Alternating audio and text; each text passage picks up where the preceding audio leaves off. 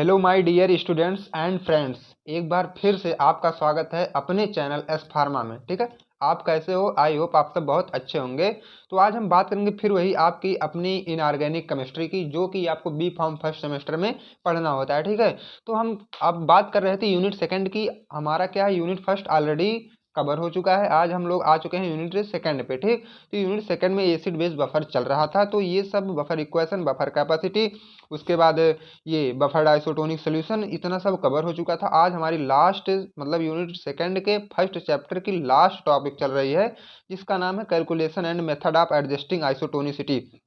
तो आपके अगर एग्जाम में पूछता है तो डायरेक्ट क्वेश्चन पुटअप होता है मेथड ऑफ एडजस्टिंग आइसोटोनिसिटी के नाम से पूछता है फ्रेंड। तो सबसे पहले अगर आप इसके पहले वाली वीडियो नहीं देखे हैं तो उसको जरूर देखें, ताकि मैं वहाँ पे आपको कुछ मतलब पॉइंट बताया हूँ जो कि आपके कह लो तो बेस क्लियर हो गया वहाँ। ठीक है, बेसिक के लिए बहुत इंपॉर्टेंट है।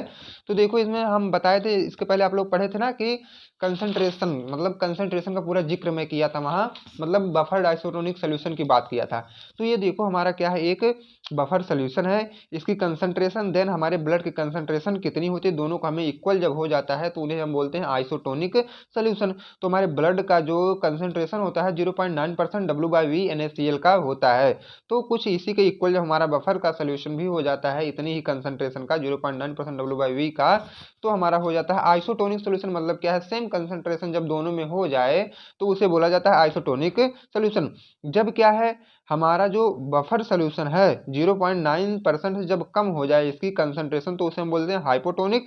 देन जब 0.9% से हमारा बफर सोल्यूशन की कंसंट्रेशन बढ़ जाती है, मतलब प्लस हो जाती है, तो उन्हें हम बोलते हैं हाइपरटोनिक।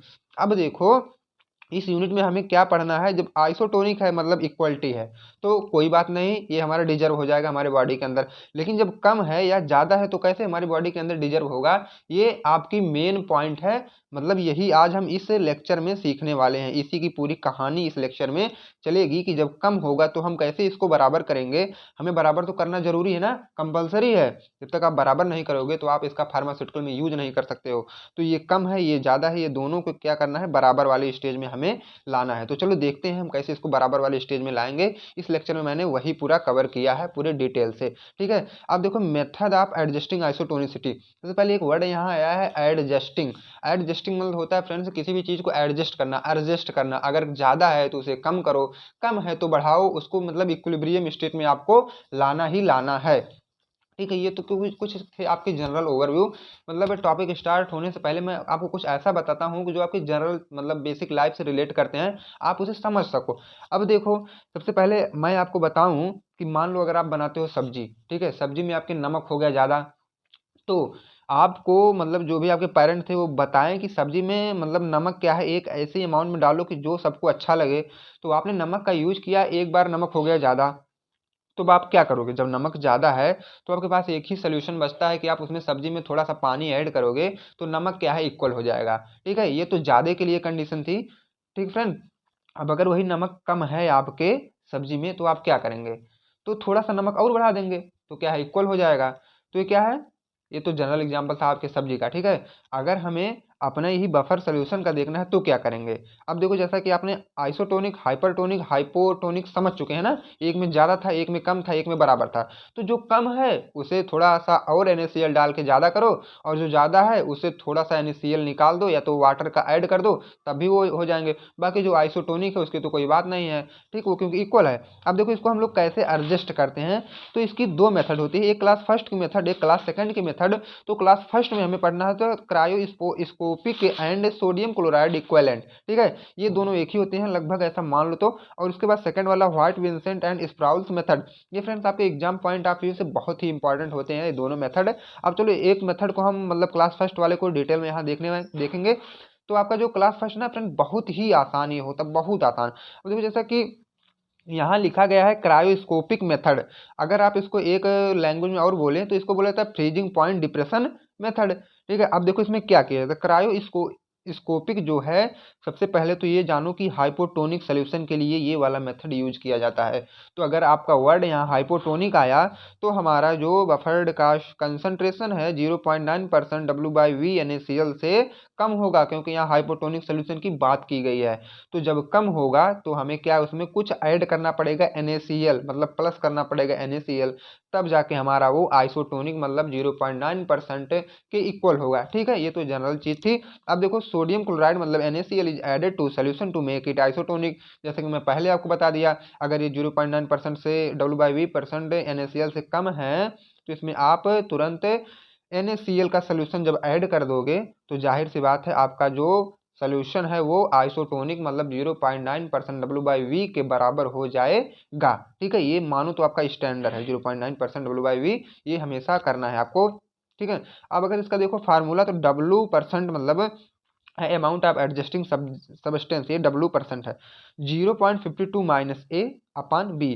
अब देखो जहाँ W बराबर अमाउंट ऑफ एडजस्टिंग सबस्टेंस लिखा गया है और A बराबर freezing point of 1% solution of unadjusted solution, और B मतलब है freezing point of 1% solution of adjusting solution. इसको आप अपने कॉपी में तुरंत नोट करो, क्योंकि फ्रेंड बहुत ही इंपॉर्टेंट टॉपिक ये है। ठीक है, एग्जाम में जरूर पूछता है। अब चलो हम नेक्स्ट की बात करेंगे सोडियम क्लोराइड इक्विवेलेंट मेथड की। ठीक है, जो आपका था इसमें बी वाला, इसमें क्या करना है आपको, ये हाइपोटोनिक के लिए ये भी यूज किए जाएंगे। अब देखो अगर हाइपोटोनिक है तो 0.9% W/V NaCl से आपका कंसंट्रेशन बफर का कम ही रहेगा। इन दिस एडिशन मतलब add sodium chloride in solution to make it isotonic, हम इसमें फिर क्या करेंगे, सोडियम क्लोराइड मिला देंगे तो हमारा क्या है, बराबर हो जाएगा कि नहीं। ये सब जनरल चीजें हैं, आप लोग केवल समझो, थोड़ा सा कॉन्सेप्ट लगाओ तो आपके तुरंत डाउट क्लियर हो जाएंगे यहाँ। तो F बराबर क्या है 17 इंटू LiSO। ठीक है, ये सब कांस्टेंट है अपानियम। तो देखो सोडियम क्लोराइड आप या तो इसको सोडियम क्लोराइड ई बराबर क्या है, या तो आप सोडियम क्लोराइड इसको बोलो या तो अमाउंट ऑफ NaCl रिक्वायर्ड, आपको जितना NaCl चाहिए या उसको मान लो। लिसो क्या है, एक कांस्टेंट वैल्यू है। उसके बाद m बराबर molecular weight of drug solution. ठीक है, जो आपका ड्रग सोल्यूशन है उसका मॉलिक्यूलर वेट मतलब m है। अब अगर बात करूं हम सेकंड मेथड की, तो फ्रेंड्स उसमें देखो सेकंड मेथड हमारा किसके लिए होता है, हाइपरटोनिक सोल्यूशन के लिए। जैसे कि मैं आपको बताया था ना कि सब्जी में दो कंडीशन, एक बार नमक ज़्यादा हो गया था, एक बार नमक कम हो गया था।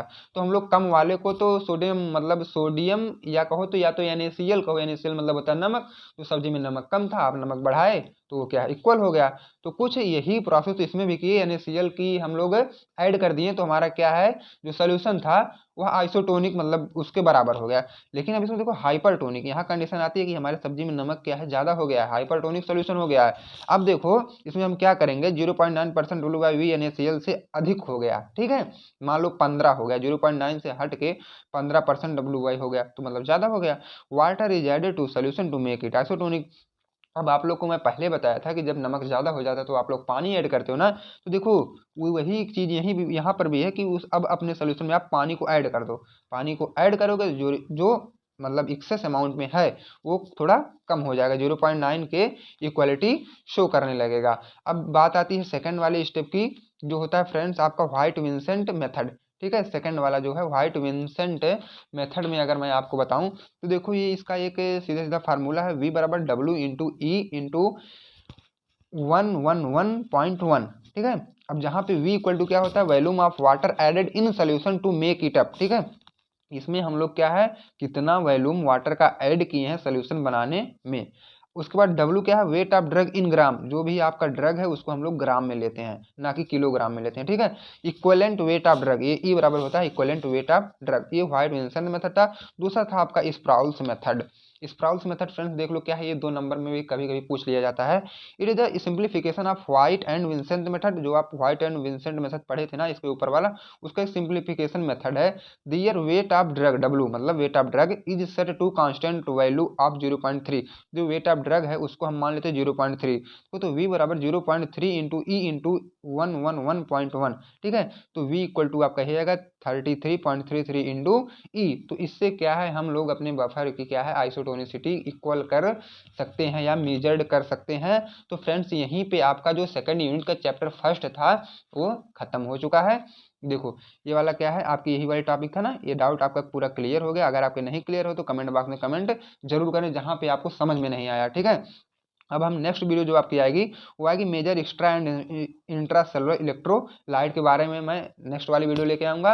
अगर आप चैनल पर नए हैं तो प्लीज़ चैनल को सब्सक्राइब करें, ठीक है, ताकि नेक्स्ट वाली वीडियो सबसे पहले आप तक पहुँचे। तब तक के लिए फ्रेंड्स, थैंक यू।